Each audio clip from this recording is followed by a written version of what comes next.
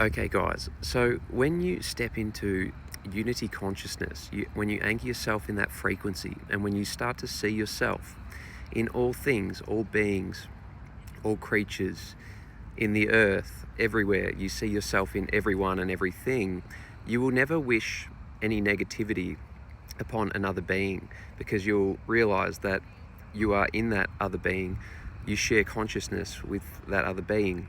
So you won't wish any negativity, you won't seek revenge or vengeance upon anyone, even the people who have hurt you in the past. That doesn't matter, it becomes irrelevant.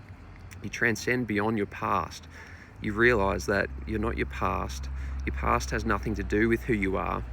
It was a movie that unfolded that you got to observe, and there's a whole bunch of gold nuggets and wisdom for you to dig out from that movie, this movie that was about yourself, that you created through the power of dreaming, through the power of your mind. And you've now tapped into the infinite living mind and merged back with unity consciousness. So you won't wish any negativity upon any other being. You will only wish peace, love, and joy upon everyone and everything, and that will become your state of being.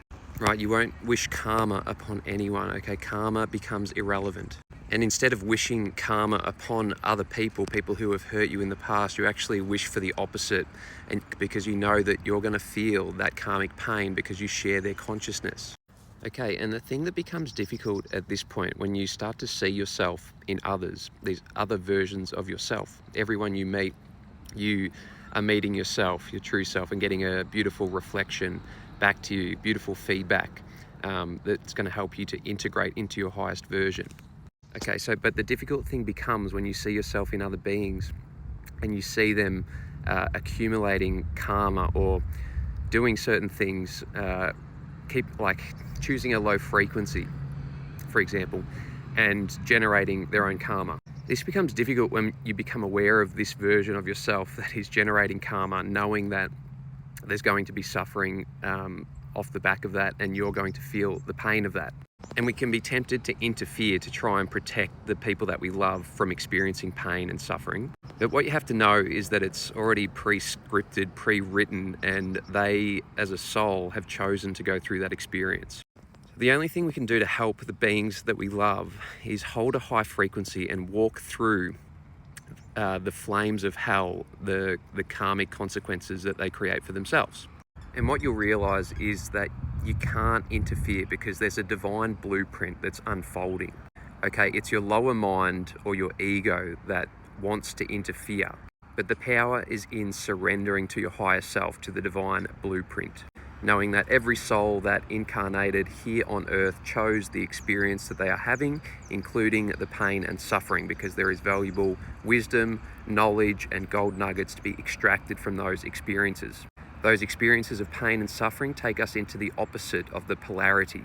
So we might experience fear and lack and division and scarcity before we experience abundance, joy, and unconditional love. So yeah, guys, it's the fastest way to get to inner peace, which is what you've been seeking this whole time, a deep level of inner peace. And it's pretty easy to anchor yourself in the frequency of unity consciousness. All you need to do is go and meditate in a beautiful place. Nature is great. I guarantee you have beautiful places wherever you are. Go and find somewhere quiet, meditate on the frequency, and use the mantra, I am. Repeat that silently. Tune it with your breath if you're able to. Time it with your breath. I am.